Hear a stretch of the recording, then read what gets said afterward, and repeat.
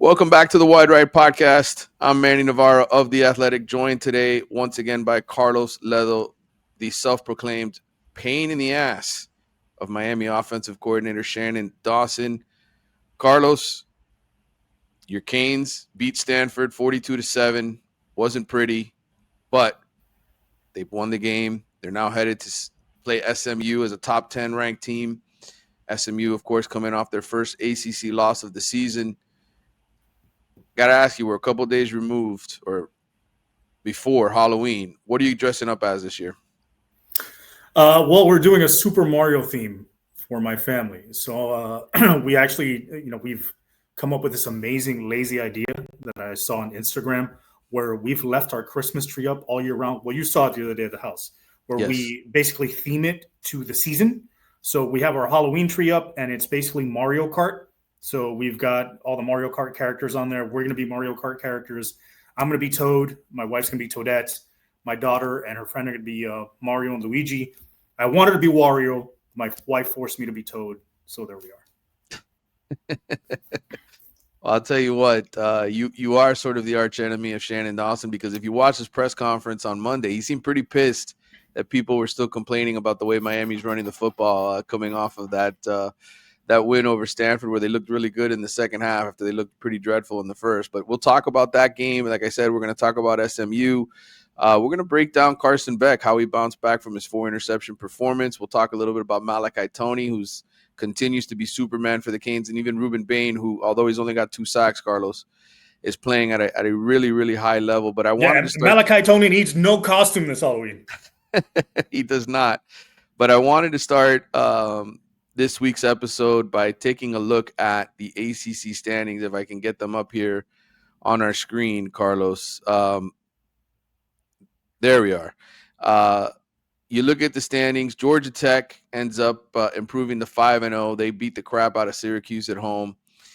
Virginia survives against the North Carolina Tar Heels, stop a 2-point conversion. It looked like Bill Belichick was going to help Miami's cause. But you look at the Canes, where they are in the standings, 6-1 overall, 2-1 in the ACC, need help to get into the conference championship game still. And you can see Pittsburgh, Louisville, SMU, Duke all have a chance there. Wake Forest, of course, 2-2, coming off of that upset win at home over SMU. But when you look at the state of the Canes right now, 5 games to go, you look at the ACC standings. I've heard people say, they don't need to get to the ACC championship game to make it into the playoff. That's probably true. They go 11-1, they make it. But how are you sort of feeling about the state of the Canes as we look at the conference standings? Well, first of all, if you are a Canes fan and you feel comfortable leaving their playoff future in the hands of a college football committee that despises the Miami Hurricanes,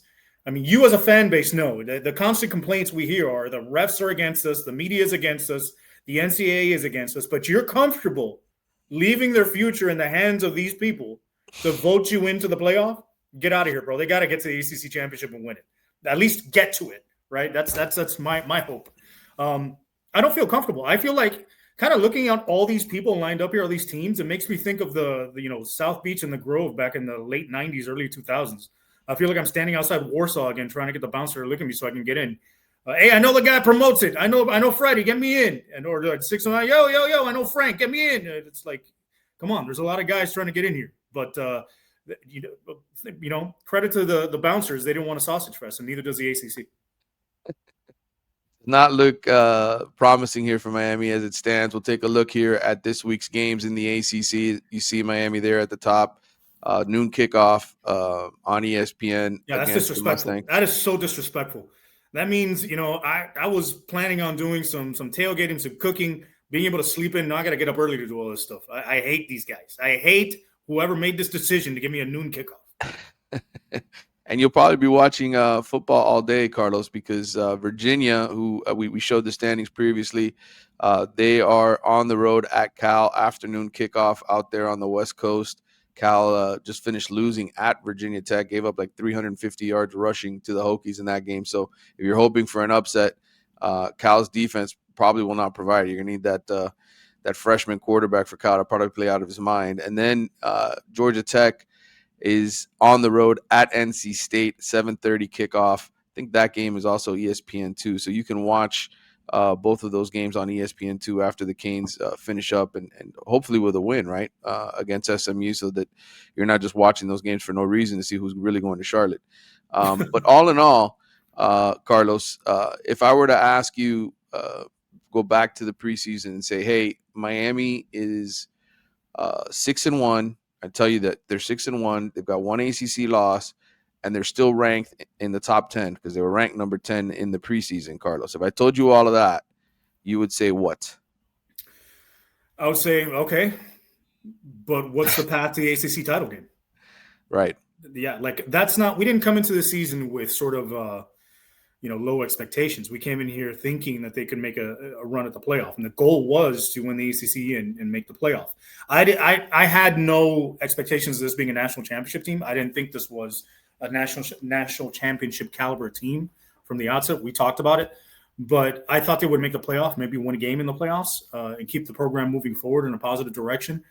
I thought they would lose one game. I was hoping one of those losses would be Notre Dame or Florida, so it would not affect their ability to get to the ACC championship game. And they would lose early enough to where they could recover and get back in the top 10. Still in the top 10, but a loss to a Louisville team that hurts them in the rankings in the ACC title, in the ACC championship race, doesn't help them at all. So, once again, in typical Hurricane fashion, they've had the ball in their hands. They had their own destiny in their hands. And they've quickly punted and given it back to the ACC in hopes of someone screwing it up worse than they have. I put up here the AP preseason top 15, and that's where Miami was. Obviously, there's been a lot of other teams that have shit the bed, so to speak, and fallen out. You look at Penn State there. Texas is barely hanging on to the top 20. They got Vanderbilt this week. Clemson's out of the top 25. They've got 4 losses. LSU's fallen out of the top 25. They've got 3 losses now. Arizona State, same thing. The Big 12 champs. Illinois gone.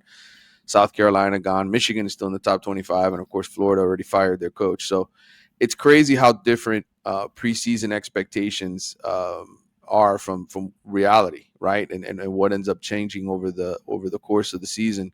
But that's college football today. I mean, who would have ever imagined that we'd be sitting here today projecting, somebody like Indiana to be the number 2 team in the country, and Vanderbilt, 2 programs that have never really won, to be playoff contenders this year. But we've had so many coaching changes, so many firings already. But that's the state of college football. This is the current top 15 in the AP poll. Like I mentioned, Indiana's there, number 2. Texas A&M's leading the SEC with Marcel Reed. You got Ole Miss, who had a huge win last week over Oklahoma to stay in the top 7. Lane Kiffin's probably the most coveted college coach in the sport right now. Georgia Tech is undefeated at 8-0. Brent Key is red hot. There are a lot of people who are interested in him. BYU is undefeated. I mean, it's crazy what college football has become.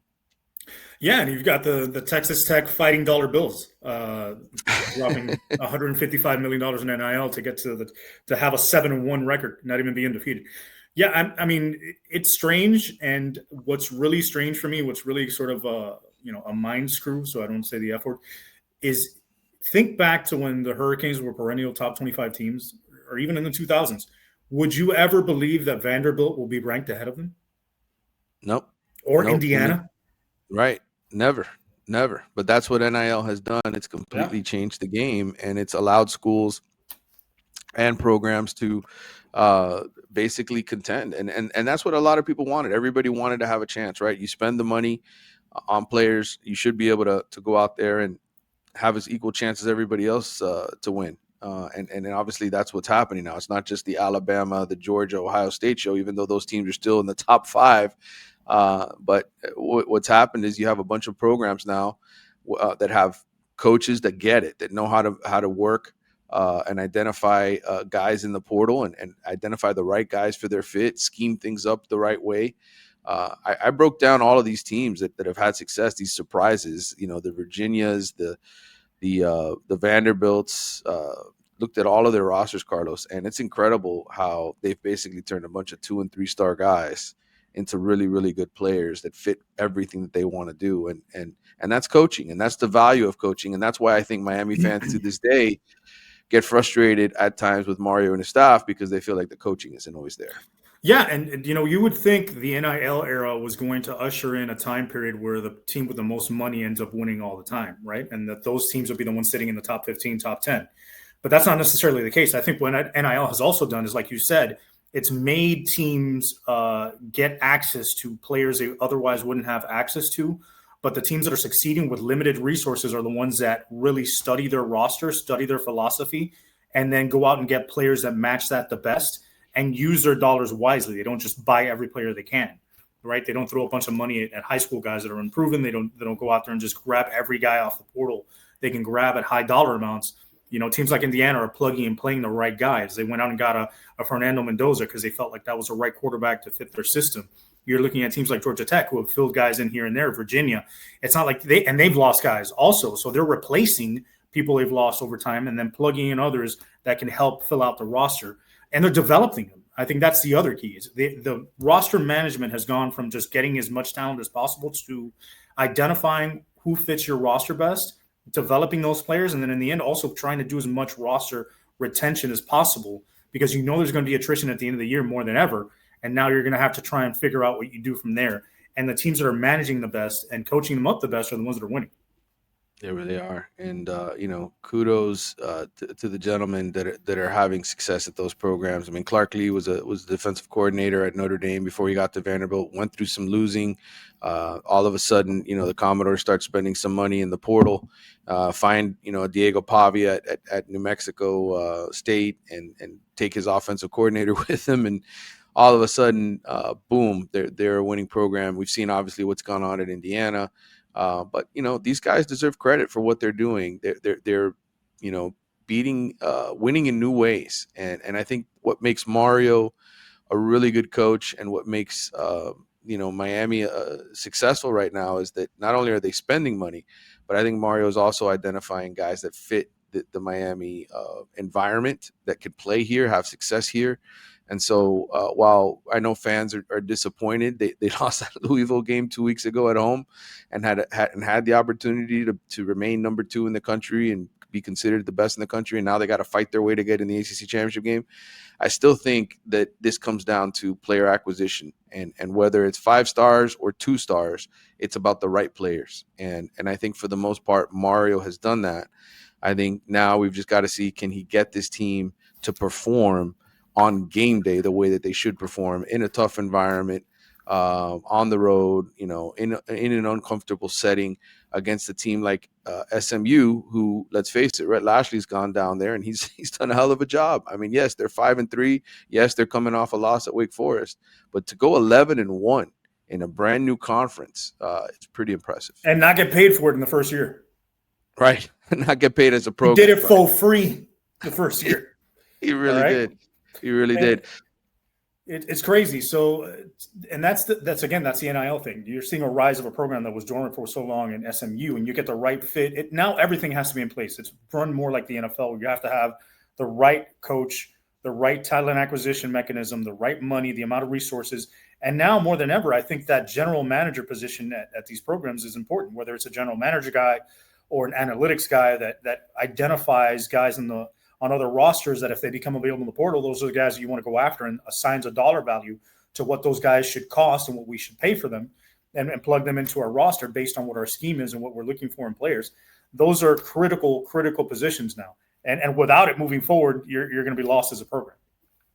So I heard some Miami fans grumbling this week, about slipping behind Vanderbilt in the top 25. Vanderbilt, of course, coming off of a top 25 victory at home over a pretty good Missouri team, by the way. I think Missouri is, you talk about a coach doing the right thing. Eli Drinkwitz over at Missouri has done a phenomenal job with improving the level of talent there. I mean, this was a team that, when I think about Missouri, they were, kind of an afterthought in the Big 12. They joined the SEC, a much tougher conference, and they've been successful. They've won that division a couple of times under a previous coach, and he's kept them in the top 25. Had them on the doorstep of winning that game at Vanderbilt this past weekend, but then they had the injury to their quarterback, Bo Prabula. So, but nevertheless, you look at where Miami is in terms of points margin of victory, and right now they're one of the top teams in the country, 7th in that stat. You look at the opponent win percentage there for the season. Miami's played a tough schedule. 64.4% of the teams they've played have a winning record, or when you add their win percentage together, it comes out to 64%. So, do I think they were screwed in the poll? Not necessarily. I think the more important thing is that they don't get screwed when it comes to December Yeah. and making the college football playoff. And I think as long as they take care of business, look, USF lost. I think that probably had to do a little bit with why Miami slipped a little bit in the polls. People were like, well, that USF win is not as impressive. They struggled in the first half against Stanford. But I still think this is one of the best teams in the country. Yeah, and I think Florida State just tanking now has hurt them a lot. I think Florida being disappointing this year hurt them a lot as well, because we thought those were going to be marquee wins coming into the season if they won those games, and it's sort of slipped. Thankfully, Notre Dame has bounced back. Notre Dame has proven to be a better team than we anticipated, because they've only lost to a top 10 Miami team and a top 5 Texas A&M team. A&M has been a surprising team this year, so Notre Dame is still in the mix for the playoff themselves. But ultimately, I think, Miami has to do what they have to do at the end of the day. There's no other way around it. They have no room for error anymore. They need to start winning games and winning big like they did against Stanford this past weekend to prove that they are more than just hype, and that when ACC play rolls around, that they can take control and win this conference. You're allowed a mulligan in conference every once in a while, but they do it way too often, and they can't turn this into a pattern where they lose multiple games in conference every year and knock themselves out of the title. It's in their hands now. They've taken – all they can do is win at this point. As far as who makes the title game, that's out of their hands. All they can control is win big, and then hopefully give yourself a shot to get into it. If not, your resume is good enough at the end of the season that the committee says, all right, we can't deny you guys. We already screwed FSU 1 year. We might as well let you guys in.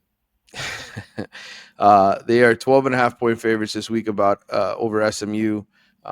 Which I don't necessarily agree with. I think it's a pretty big point spread, all things considered. We'll talk about the SMU game in a moment, but let's review what happened last Saturday night against Stanford at home. You look at the overall team stats in this game, and I mean, look, you hold the other team to 144 yards. You got to be happy. They absolutely dominated Stanford in the second half of that game. You look at completion percentage, 46% for the Cardinal. Rough day, 2 interceptions for their quarterback, Ben Gilbranson, who I thought wasn't going to start based on the way he looked at the end of that FSU game, where he needed help to get off the field and was under in a bad situation. In the end, Miami holds their running game to 55 yards, 2 yards per carry. But early on in that game, Carlos, it was a little nerve-wracking. You and I got to watch the game together. What did you think of the first half, and how concerned were you at halftime? I wasn't concerned that they were going to lose the game. I was pissed that they were playing the way they were playing. I thought they were just uninspired to start the game. You could tell they still had a lull from the loss. They didn't come out with that sort of fire and excitement that they needed to sort of get over that game. You felt that this would be a get-right game. Ultimately, it was. But what you need to do in a get-right game is establish your will right from the beginning. Based on the game plan that they came in with, running the ball 44 times as opposed to only 30 passes, they clearly wanted to come in and dominate physically, and they weren't doing it. Like Udry said, I'm hurt, dog. Don't ask me if I'm all right. All right? They weren't all right. They weren't dominating physically. Joaquin said dominate, and they weren't. And that's basically it. Ultimately, I think the Hurricanes found their way in the second half thanks to short fields. If it wasn't for the short fields, they don't score those points. And also, dropping in that last touchdown to cover the spread, who has the Hard Rock betting app over there on the sideline, right? Shannon Dawson was out there like, hey, no, get Pringle in the game. Get him the 6. We need it. Why, coach? No, don't worry about it. We just need that 6, okay? We need that score. Yeah, and really, you look at the difference. They averaged 3.6 yards per carry in the first half, 5.2 in the second. And Shannon Dawson was not happy. He was questioned this week in the press conference about the running game and why they run it up the middle so much. And he went on a tangent saying they ran 6 pin and pull plays and outside zones. And it felt like, Carlos, he had listened to your rants about him and the play calling. I don't know if you ended up listening finally to that presser or not, but not all of it. I saw some clips on X, but other than that, I don't care. What do you think of Miami's offensive coordinator now after that performance and what you've seen through 7 games? Well, I think if you're averaging under 7 or 8 yards of play against a bad Stanford defense, I think you got to look yourself in the mirror. I don't care how many points you scored, right? Especially in that first half, that was disastrous. I broke down how they ran the ball in terms of the gaps against Stanford for the entirety okay, of the good. game. I have that information that I can share if you want to talk as we're Go doing ahead, that. pull it up. Let me pull it up here. This is Miami's rushing. That's specifically Mark Fletcher's numbers there on the left, and then the rushing by direction for the team. But go ahead, give us your analysis of what you saw. So when you talk about runs by gap, right? When you're talking about the A gap is that middle left, middle right, the MLMR listed up there next to the center. That's called the A gap. Outside of that, where the LG and the right G is, that's the B gap. So on and so forth. Because a lot of people get confused as to what that means, what A gap means, and what B gap means, and all that kind of stuff. So between both sides on the line of scrimmage, both A gaps, because remember, there's 2 A gaps. There's one on the left and one on the right. The Hurricanes ran the ball 16 times in the A gap. They had 51 total yards, 3.19 yards a carry for the entirety of the game. That was 36% of the rushing offense, right? Rushing attempts, 36% of it was in the A gap for an average of 3.19 yards per carry. Don't tell me it's working, Shannon Dawson. Don't tell me it's working, okay? When they hit the B gap, they just go one gap outside, which, by the way, for the season, this is their best gap, which is the one where you see right there, the LG and the RG, which is just outside the guards, right outside the guards, right outside leg, right? That's where they've been most successful for the season. I'll give you that number in a bit. But against Stanford, they had 7 carries for 47 yards, an average of 6.71 yards per carry. They more than doubled their offense production when they went to the B gap, but they only ran it in that gap 16% of the time. Right. Then if you go out to the C gap, all right, just the next gap outside of that, they rushed it 6 times for 31 yards, 5.17 yards, only 14% of their calls. So between the B and C gap, they rushed for 78 yards on 13 attempts, as opposed to 51 yards on 16 attempts in the A gap. Ridiculous. Then, of course, you hit the jet sweep to my man Malachi Superman Tony, 1 carry, 13 yards. Like, there's things you could do. And one of the most ridiculous things, one of the clips I heard, or I think I read about, wasn't he asking, like, how do you want me to run the ball outside in the shotgun? Was he claiming that you can't run the ball outside in the shotgun? Was he saying, he said, you want me to run toss sweep or toss? So I have to get under center to do that. So I guess I'll get under center and run toss. He doesn't understand that you can run toss from the shotgun as well. He doesn't understand that you can run the ball outside from the shotgun and the spread. This guy makes some of the most ridiculous comments in press conferences I've ever heard. Do you want me to run down spread offensive outside run concepts that he could run from the shotgun, that he could run from 10 or 11 personnel?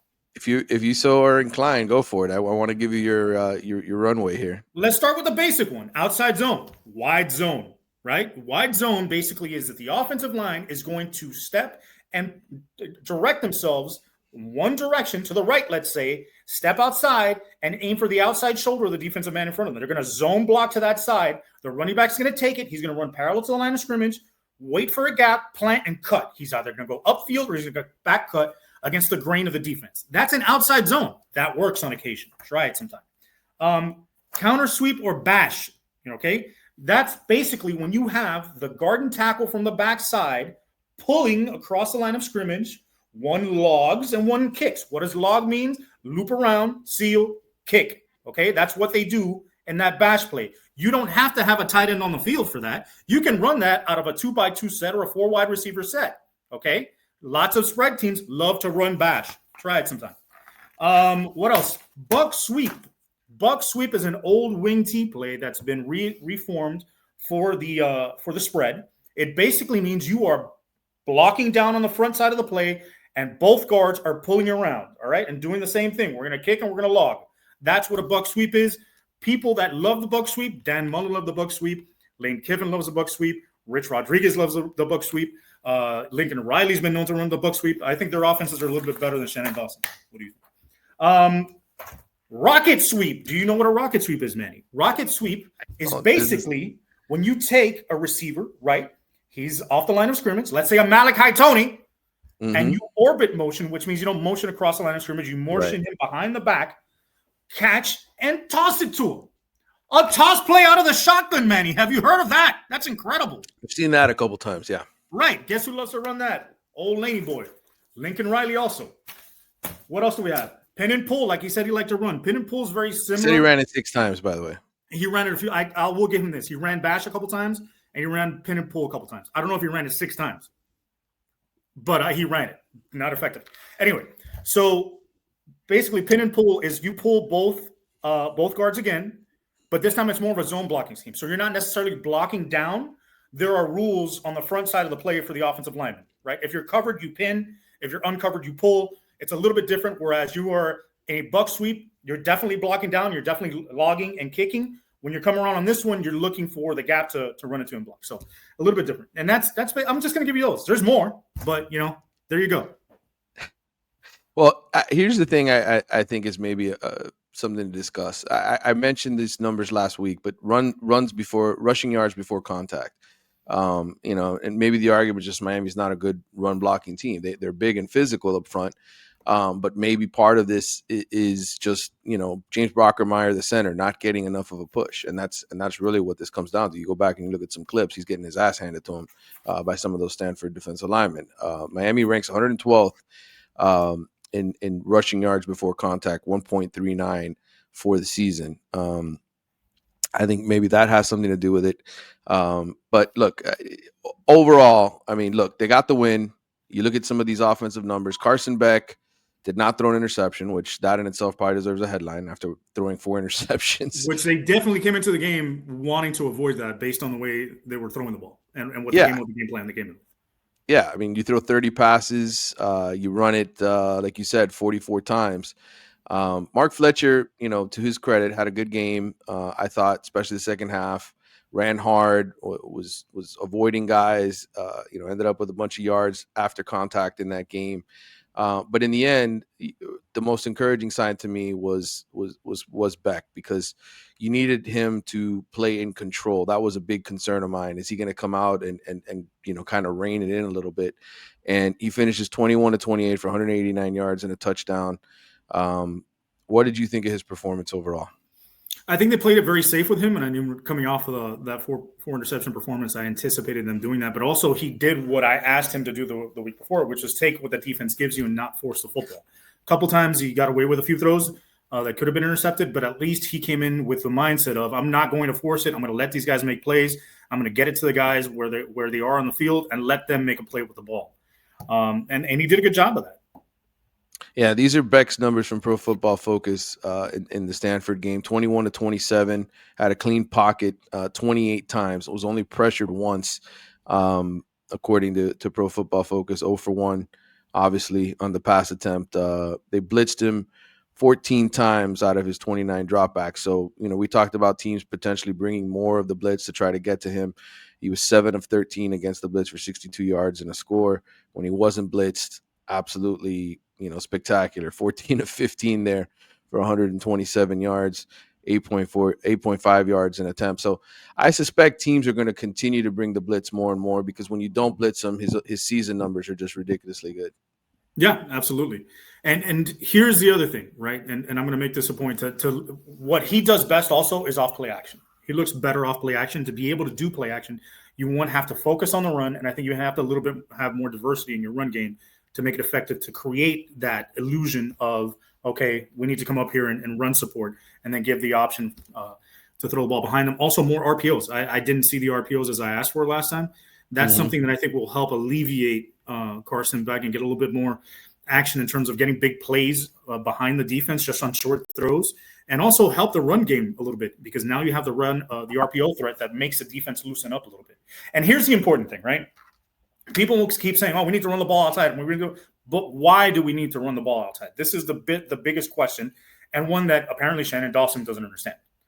The reason you need to run the ball outside, be able to run the ball outside, is if a team is focused on just the A gap and they know that's where you run the football, you're more easy to shut down. It's the same thing as saying, why don't we just throw screens all game or lateral bubble screens instead of throwing the ball down the field? Because eventually the defense is going to adjust to that, creep up, and start making plays on you. You need to be able to stress the defense both horizontally and vertically. You need to make the defense defend the entire field. You do that in the passing game by stressing them horizontally with quick game routes on the outsides with bubble screens, quick hitch routes, things of that nature, and also stretching them downfield, okay? and you need to be able to hit them at different levels. It's the same thing in the run game. You need to be able to stress every gap that the defense has to defend. If they can forget about 2 to 3 gaps and focus on 1 to 2, it makes their life easier and you're easier to defend. That's why you need diversity in the run game. Not because we're calling for it. Okay, you can go ahead and have the majority of your runs be inside zone or dual. I get it. You want to play in the A gap? That's great. You want to bulldoze everybody? Eventually, you're going to have to get outside of that, and the big plays are going to be outside of that when they start loading up inside. You cannot be stubborn and just try to bulldoze everybody all game because, one, eventually going to shut you down, or two, your running back's going to get hurt because Mark Fletcher was just basically a battering ram for the entire first half of that game. And he is going to end up like, is that the name of the guy? A battering ram, or I forgot the guy from He-Man with the little staunch head. The villain just right. bull into things. That was basically Mark Fletcher. Yeah. Beck, obviously we've talked about this previously on the podcast, but his throws downfield, nothing compared to Cam Ward and how accurate Cam was. 1 of 3 on throws 20 yards down the field for a 22-yard completion, and then throws from 10 to 20 yards, that intermediate range.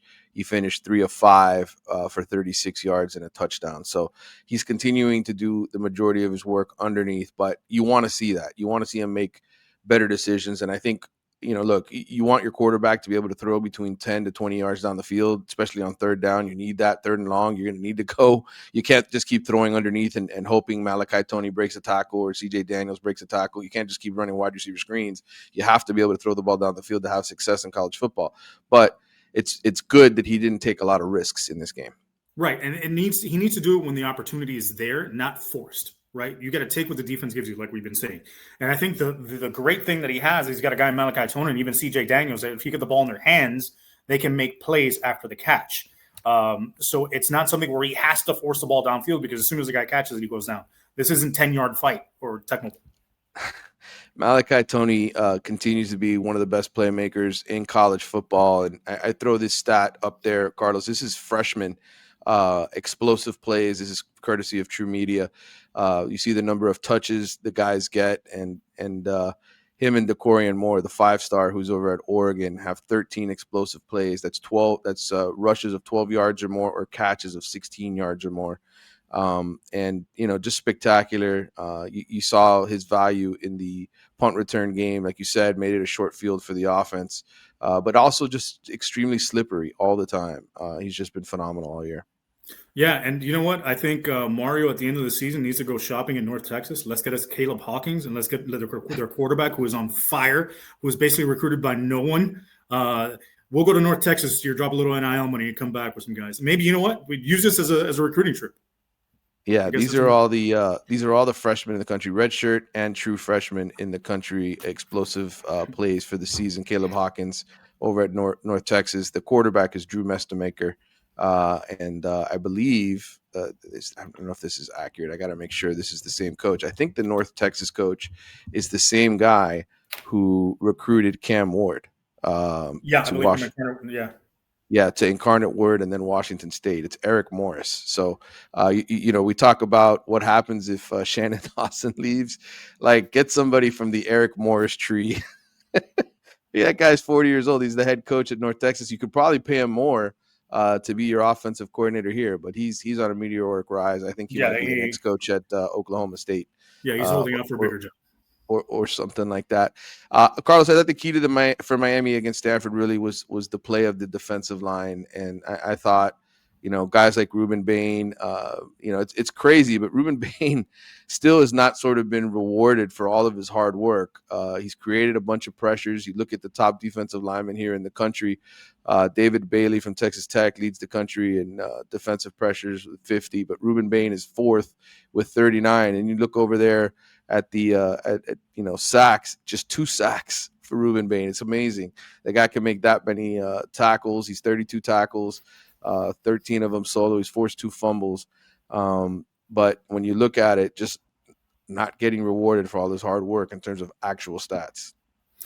And that's the way it goes sometimes with defensive linemen, especially if you come into the season where everybody is focusing in on you and they know they have to stop you. And then, you would think Akeem Mesidor being on the other side would help. But, I mean, again, this game, I didn't see much. He was out with the injury, right? Mesidor? Yeah, he was out. Mesidor didn't play against Stanford. And Mario said he's potentially good to return, that he was close. We know Mario's track record with injuries. It's not necessarily always the truth, but the point is, I mean, Ruben Bain continues to be a menace, but it's just I feel bad for him because he's not getting the numbers to help him. And look, I'm a voter in some of these national awards. I know he's going to get dinged. As good as he is, and as high as Pro Football Focus rates him, like, I think people are just going to look at the sack numbers and say, "Yep, not good enough." Yeah, but you know what? It's sometimes you go into the season and you're doing all this work, you're seeing how good the guy is, and it just doesn't add up to the numbers, right? But then they go on a hot streak. Remember Jalen Phillips and Greg Rousseau? They didn't start off the season hot, sacking everybody. It took, I think, Right. Greg Rousseau till about mid-season to really go off. Same thing with Mm-hmm. Phillips. I think he went off towards the end of the season. He wasn't just getting huge sack numbers early on. So I think it'll come to the point where Ruben Bain eventually will get numbers. Will he lead the nation in sacks? Probably not, but I think his numbers will look a lot better by the end of the season. These are Miami's defensive numbers against Stanford. Xavier Lucas, I think first interception of the season for him. Wesley Bassint did a nice job on his pick as well, being in the right spot, reading the quarterback. But look, Keontae Scott, I think, continues to be one of the unsung heroes for Miami on defense. Yep. I mean, he's just been phenomenal every single week. He's been the best DB all season long, not even close. And aside from Ruben Bain and Mesidor, I think he's the best defensive player. Yeah, Jacoby Thomas, I think, had some good moments against Florida State. You look at Marquise Lightfoot; he started there for Raheem Mesidor. I thought did a good job as well. Got in there, made some plays. Moten and Blade played really well. Yeah. I mean, look, this wasn't a great Stanford offense, but in the end, those guys did what they had to do. They played excellently in that game. All right, I want to take a look here at Miami and SMU before we get to our mailbag questions. Here we are. Here's the first chart here for Miami and SMU. This is the matchup on Saturday, noon kickoff, as we mentioned. You look at yards per game. SMU's defense ranks 99th. They're 135th and passing yards allowed per game. But you mentioned this on Saturday night when we were hanging out, Carlos. You said, they've played much better run defense of late. And you look at their run defense, 2.8 yards per carry, 11th in the country, 95 yards rushing against SMU. So this seems pretty obvious. This is going to come down to Carson Beck making good decisions for Miami to beat SMU. Yeah, because chances are, it's going to be tough sledding in the run game, and their secondary is terrible. So if Carson Beck can be patient and take what the defense gives them, and then take the opportunities when they're there down the field, Miami should win easily. But if they turn the ball over, then you're giving SMU a chance, giving them extra possessions, and who knows what happens from there. But they've held their last three opponents under 100 yards rushing. Now, are they great running teams? Not necessarily, but they've held them under 100 yards. Right. And you think about Miami and what they did in the second half. Is there anything that they can do to surprise SMU in your eyes? Because Shannon Dawson said he ran. Do any of the things that I just said at the beginning of the game, the podcast? Maybe that. Listen, here's one thing I'll throw out there that he doesn't have to go all crazy with. Can we get some Malachi Tony Wildcat stuff? Yeah, I think that'd be funny. I think that'd be funny to see. I'd be a little surprised. And how does it not make sense? He's a high school quarterback.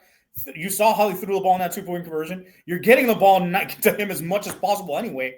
I think that would be a big wrinkle, something to help out the offense and be more explosive. It doesn't have to end up with him running the ball, but I think doing something out of the Wildcat with Malachi Tony would be helpful. And again, run the ball outside a little bit. Get outside of the A-gap for once. Yeah. We're going to look at the SMU Wake Forest game in a second, but one thing Wake Forest was able to do against SMU's offense was deflect a lot of Kevin Jennings passes. I think I saw I watched the whole game, the quick version, the edited version where you get to see every single play. And I saw a lot of batted balls at the line of scrimmage. It's not often that you see Kevin Jennings sort of struggle with that stuff as much as they did, but they did a great job shutting down that offense. We'll look at those numbers in a second, but you look at the defensive matchup, Miami, I mean, they look really good against this SMU offense. The one thing Jennings can do is throw, but like I said, he struggled this last game. They're a pretty good team in the red zone, but to me, this SMU team is not a typical Rhett Lashley team because they rank 106th in rushing yards per game, and averaging 4 yards a carry, which is 87th, but 106th. I mean, the reason SMU and Rhett Lashley have been effective on offense over the years because they run the football. They keep teams off balance. They're able to run play action off of it. This is a matchup where there's no reason Miami's defense should struggle. Yeah, and it's been feast or famine for SMU. If they can't get big plays, they're not scoring points. And I think what Rhett Lashley is probably going to do in this game is he knows he's not going to be able to run the ball well against Miami, so he's going to have to use short passing as part of his run game. So they're going to have to use quick game, screens, bubbles, quick hitches as part of the run game. They'll take the 3 to 4 yards as long as they keep the chains moving. The other thing I think he's going to try and do, he's going to try and get Chris Johnson and their other backs matched up on a linebacker and try and get some plays that way in the passing game. And another thing he does very well, he always schemes up big plays for his offenses. I think he's going to try and find, to get a way to get a tight end on a rail route down the sideline, a wheel route for a receiver. He's going to try and do some things to try and scheme up big plays and take his shots. Yeah, you look at the stats, SMU only 246 yards, 75 on the ground against Wake Forest. Look, Wake Forest is 5-2. They're not a bad team. That coach has gone in there in his first season and I think done a pretty good job. But this was a bad game for him, and in the end, it still took a walk-off long field goal for Wake Forest to win that game, Carlos. So what's your prediction right now? If the spread is 12.5 points. Miami picked to win that game. What are you, if you had to forecast what happens on Saturday, what do you see happening? Yeah, I honestly don't see SMU winning this game. I don't think they run the ball well enough to give Miami a challenge in terms of time of possession and taking possessions away from them. I think eventually Jennings is going to make a mistake throwing the football. I think they will get pressure on Jennings when it's in third and medium, third and long situations, which they may be facing a lot. So to me, I don't think SMU scores a lot of points. As much as Lashley, as good as he is, I think maximum they may score 14 to 17 points. So I'm going to go Miami 34, SMU 17. All right. I think this is going to be a tight game. I think Miami's going to be fighting for its life. It's the first road game of the season. I think Rhett Lashley's going to come up with a bunch of creative stuff to punch Miami in the mouth early and to get up. And I think this game is going to require Carson Beck having to make some important throws. And I expect Malachi Toney to be on the receiving end of it. I think this is the opportunity for Malachi Toney to have a career day in Dallas. It's a noon kickoff, so Miami might be a little sleepy getting up and getting on the bus to go to the game.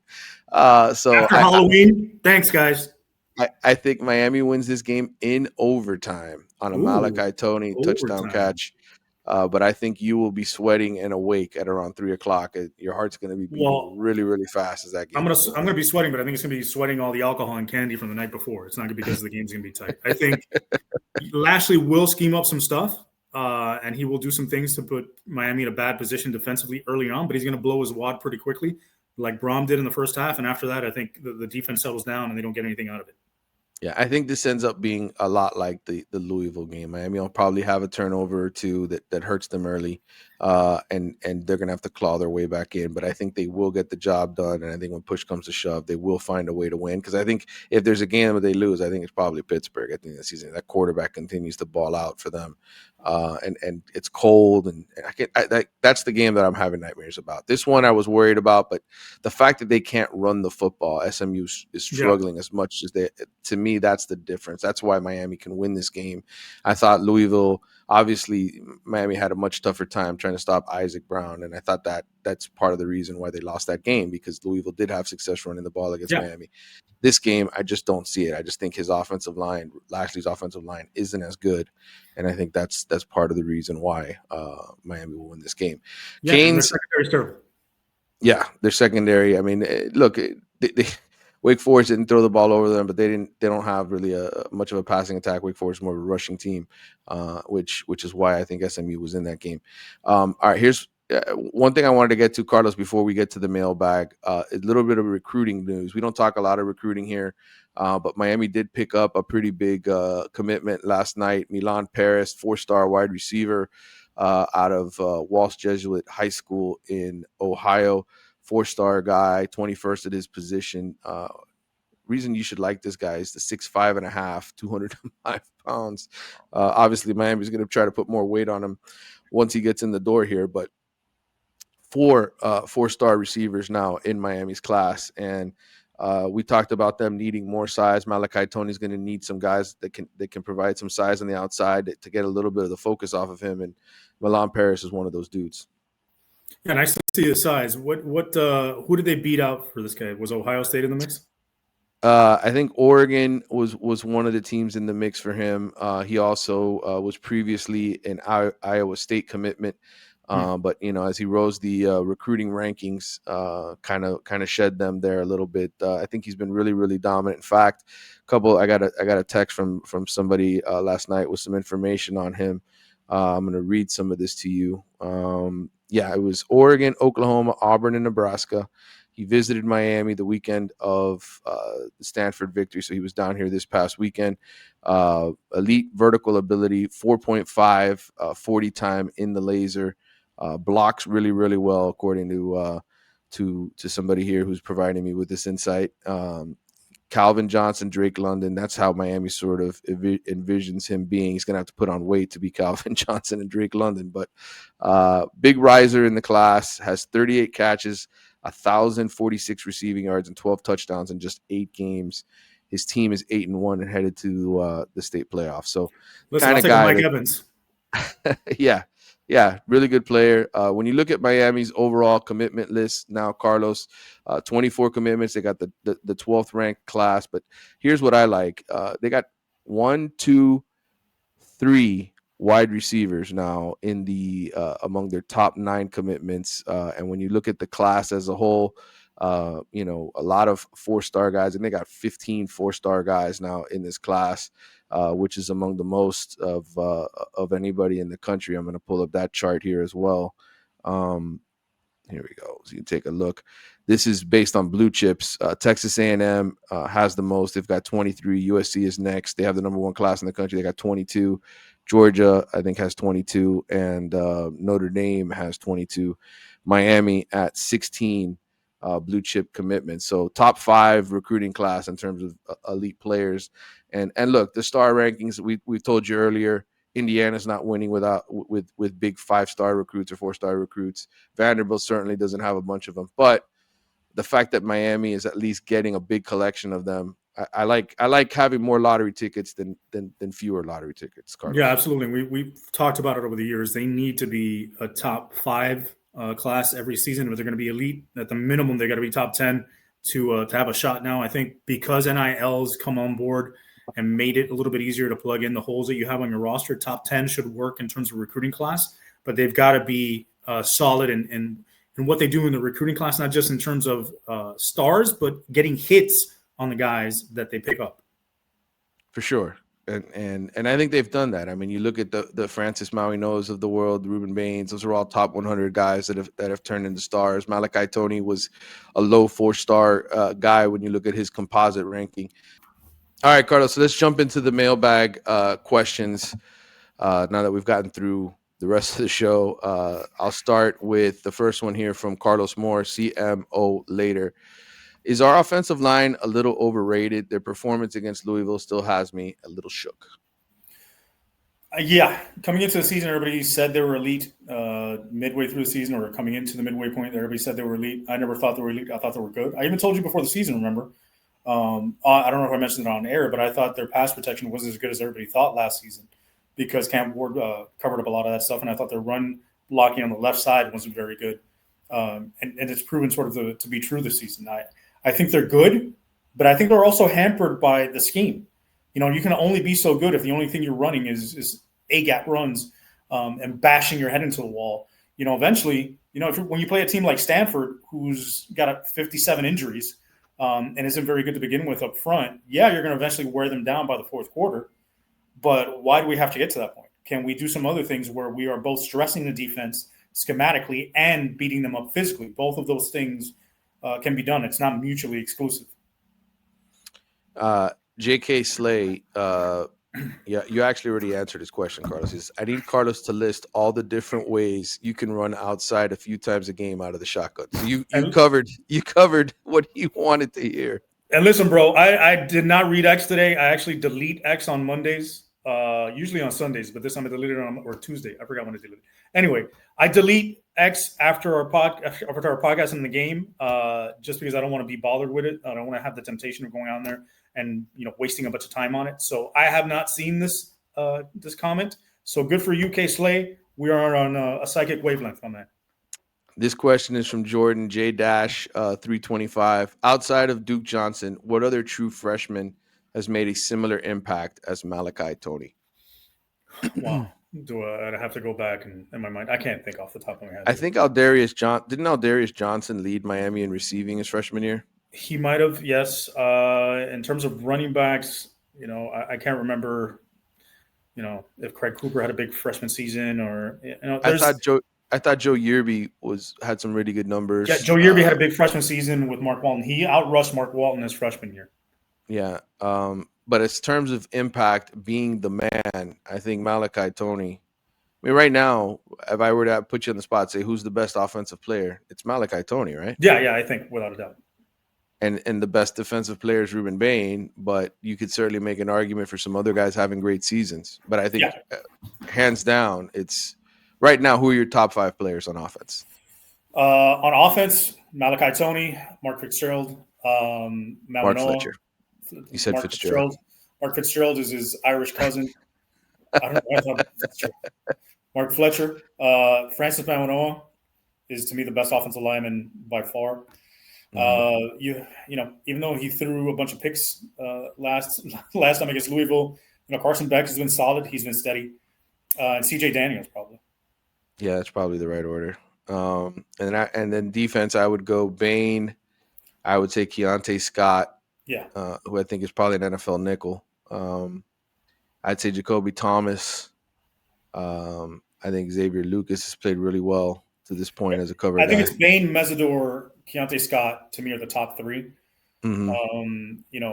Jacoby Thomas has had his moments. He's been a little inconsistent to me, I think. It's tough for me. I think maybe a couple of corners have played really well. So, I mean, just the top 3 for me are very obvious. Mesidor, Bain, and Keontae Scott. All right. Larry Schender from Miami Media Associates. Not sure if Larry's upset with us. Why is our fan base and reporters so damn negative? After the huge win of over 30 points, all I heard is how terrible we are. My point at the beginning of the season, if I told you we would be 6-1, would you have been surprised playing Notre Dame, Florida, and Louisville? Is it PTSD? Do you think the fan base is still grouchy, Carlos? Do you think that's a fair assessment there by our buddy Larry? I think the fan base is bipolar just innately. I think they have big mood swings between euphoric highs of this is the most incredible football team that's ever set foot on a grass field, compared to, we suck, we're horrible, blow this whole thing up, I can't believe we're here again. So I don't think they're at that negative stage completely. I think they still had a little bit of that negative runoff from the Louisville loss. But I think they still feel like we can win the ACC championship. I haven't seen many people jumping off the bandwagon saying, oh, we're not going to make the playoff now. I think more people than not are saying they are going to make the playoff and have a shot at making a run. So, I get Larry's point. It's a very bipolar fan base. That's why I try to ignore most of it for the most part. And I don't listen to any other podcasts anymore or anybody else aside from you. I only talk Hurricanes football with you and my friends because I don't want to hear the negativity or just be influenced by others' opinions. I try to see things my way and take it that way. But yes, but it's also, Larry, let's be fair. It's also possible, which, by the way, Larry, you got on me a couple of weeks ago for being too soft on Shannon Dawson. Come on, bro. You yourself are having now bipolar swings in your mood when it comes to the Hurricanes. I love you, Larry. You're a longtime supporter, but come on, keep it in check, bro. So to me, it's it's fair. You can be critical of the team and still expect them to do well, right? Right. Just because you're critical of what they're doing on the field in a specific game or maybe throughout the course of the season, if a pattern arises, doesn't mean you're being negative in terms of how you want them to end up or how you think they're going to end up. Nobody's perfect. Asher Wildman from Spectrum News, longtime listener as well, says it's a small sample size, but do you think you've seen enough from Emory Williams for next year? After seeing all the transfer quarterbacks this year, did Miami land the right one? Beck is a big name, but do you think he's still the right fit to get this team over the finish line in the college football playoff? A lot of topics there, but let's start with Emory Williams. Yeah, I mean, he looks in limited sample size a little bit better to me than a year ago, but I would have to see him in real game competition at the very least in a spring game, light it up and look like the clear number one. I think if they go into the spring game with him and Luke Nickel, unless there's a major quarterback out there, I think DJ Lagway still can be a great quarterback. I think he's just in a crappy situation in Florida. I think there's an opportunity there. I think there may be other guys like a CJ Bailey, or hopefully, like we said, we go shopping in North Texas. We can bring some guys over. If those guys are available and we feel they're clearly better than Emory Williams, then you go make the move. If not, Emory will bat it all out in the spring with Luke Nickel and see if he earns it. So to me, I don't know. I don't know yet. I haven't seen enough from Emory Williams in real situations this season to say that he's demonstrably that much better that he deserves to start. All right. So what I was going to say, Carlos, before the internet crapped out on me again, was that there were teams that decided not to enter the transfer portal for quarterbacks in the offseason. I mean, I know Georgia kicked the tires, obviously, on our boy Fernando Mendoza, but there were people who also, there were other schools who decided, yeah, we're just going to stick with the homegrown product. I think Miami can't afford to do that. Even if Emory Williams looks good, even if they like their freshmen, I think we're in an era now where you kind of have to always go out and see if there's a better option out there. Yeah. And like you have to bring in the competition. And even if you pay for somebody and they don't end up winning the job, you still brought somebody in. I think that matters. Yeah, and don't make it a Reese Poffenbarger. Don't waste money like that again. Please, for the love of God. No, it's got to be somebody who's actually pretty good. Let's harken back to the days of the great Reese Poffenbarger when he showed up here in the spring. And I looked at his film and the guy was not good. And everybody laughed at me and told me I was crazy. Yeah, I think he is the backup at North Texas, by the way. I think that's where he is. So he is the backup of the future. So now instead of eating pine in South Florida, he's eating pine in Texas. Good job for him. All right. Last question here, Carlos. Well, actually, you got two more. Stop Cop City. Taco Thunder 5 says, what are the odds Shannon Dawson returns as offensive coordinator next season? He says, I have to think there's a path for staying, getting fired, or getting a head coaching job somewhere. I think he's going to try to get a head coaching job. Yeah, I don't think he's getting fired. His resume would be too good on paper to get fired based on last season. But what did I say last year? I said he needs to parlay this season of having Cam Ward and this offense into a head coaching job because he's never going to have a season like this again. Next year is going to be a big drop-off, and the jobs aren't going to be there like they are this time. So whatever jobs come available that are decent enough, jump on one and go. But look, old Shannon, as we've seen, is a little hard-headed. My boy don't listen. He don't like to listen. He don't like to be told, or given advice. So, yeah, I don't know if he's going to land another job at a elite Power 4 school like he wants. Like I think you look at some of the ones that are, I guess, there's a lot of good jobs available right now, but like Arkansas, Auburn, potentially, Florida State, not going to get those jobs. No. So, yeah, I don't know what happens with him at the end of the season. This is one last question. It's from Robert Freeborn. He says, burning question, why haven't you had Kelvin back on, and does he think the Canes will still go 15-0 this season? I talk to Kelvin very frequently and get lots of calls and texts from Kelvin. He is doing fine. He has his own podcast. In fact, I go on his podcast more than he ever comes on mine. So we have plenty of conversations. I have Carlos for my shows, and I have Adam Lichtenstein when Carlos wasn't around, and it's fine. Let Kelvin do his own thing. He doesn't have technology like this where he's going to jump on and do a podcast. He kind of does everything off of his phone. So it's just better. You'll hear from Kelvin again. You see him on Twitter all the time. He's out there going after Omar Kelly and all kinds of people, all the time. So you can just follow him there. Kelvin's got a great show on his own. He does his own thing. We love Kelvin. So it's not a hate thing or anything like that. I love Kelvin.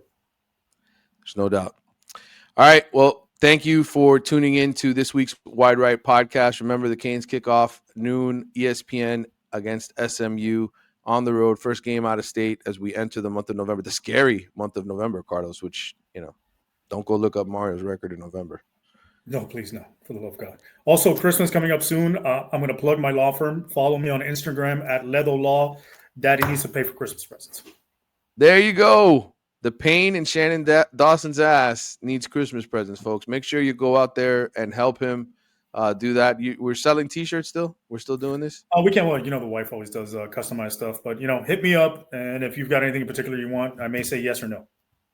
All right, we need to get Carlos paid. I got to get some sponsorship. I'm gonna work on that here in the off season so that we can make some real money, not just the kind of money that pays off StreamYard bills and all the all the stuff just to get this show out. Listen, if we can get a Flanagan's meal a week out of this, we're winners. We're winners, exactly. All right, brother. Thanks for coming on the Wide Right Podcast. We will see you guys next week. Peace.